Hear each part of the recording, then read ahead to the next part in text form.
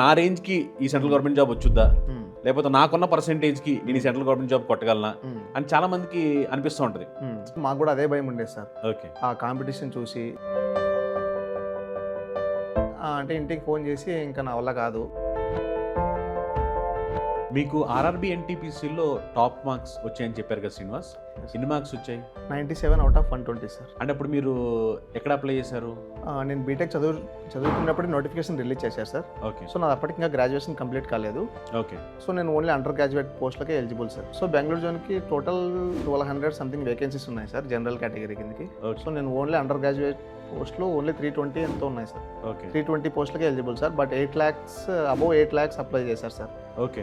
స్టార్టింగ్లో అమ్మో 8 lakhs మన వల్ల కాదులేదు అని అనిపించింది సార్. కానీ మన అదృష్టం కొద్దీ కరోనా రావడం వల్ల ఎగ్జామ్ కండక్ట్ చేయలేదు. 2021 జనవరిలో ఎగ్జామ్ కండక్ట్ చేశారు ప్రిలిమ్స్. అప్పటికి 2020లో చందన్ లాజిక్స్ తీసుకున్నాను కోర్సు. మీకు అసలు చందన్ లాజిక్స్ ఎలా తెలుసు శ్రీనివాస్? సో కరోనా టైంలో ఒక 6 months ఖాళీగా ఉండినాం సార్. సో రివిజన్ అందుకు ఏం లేదు. సో తర్వాత ఆన్లైన్లో సెర్చ్ చేశాను ఏదర్ ఏ ఆన్లైన్ కోర్స్ అయితే బాగుంటుంది అనేసి చాలా చూశాను సార్. బట్ చందన్ లాజిక్స్ ఎందుకో క్వాలిటీ అండ్ వీడియో ఎక్స్ప్లెనేషన్ బాగుందనేసి చందన్ లాజిక్స్ చూస్ చేసుకున్నాను సార్. మీరు చందన్ లాజిక్స్లో ఏ కోర్స్ కొనుక్కుని ప్రిపేర్ అయ్యారు శ్రీనివాస్? 0 to Hero బ్యాచ్ తీసుకున్నాను సార్. ఓకే, అంటే మీరు ఫస్ట్ 0 to Hero బ్యాచ్ తీసుకున్నారు. 0 to Hero బ్యాచ్ తీసుకుని మీ ప్రిపరేషన్ స్టార్ట్ చేశారు. సో ఆర్ఆర్బి ఎన్టీపీసీకి ప్రిపేర్ అయ్యాను సార్. ఓకే, ప్రిలిమ్స్ రాశాను. ప్రిలిమ్స్ 91/100 వచ్చాయి సార్. ఓకే. సో ఇంకా ఇంకా అనిపించింది సార్, ఇంకా మెయిన్స్ ఎలాగైనా క్లియర్ చేయగలము, ఒక కాన్ఫిడెన్స్ అనేది వచ్చింది సార్. ఓకే. ఇంకా మెయిన్స్కి ప్రిపేర్ అయ్యాను సార్. ఇంకా ఎలాగైనా ఈ మెయిన్స్ అయిపోవాలి, అండర్ గ్రాడ్యుయేట్ కానీ ఫస్ట్ మనం ఏదో ఒక జాబ్ అయితే రావాలన్నట్టు గట్టిగా ప్రిపేర్ అయ్యాను సార్. 97/120 టాప్ మార్క్సే వచ్చాయి సార్. Okay, okay, super. ఆ తర్వాత ఏప్రిల్ 2022 తర్వాత ఏ ఎగ్జామ్ రాస్తే ఆ ఎగ్జామ్ క్లియర్ అయ్యింది. ఏ జాబ్స్ క్రాక్ చేశారు?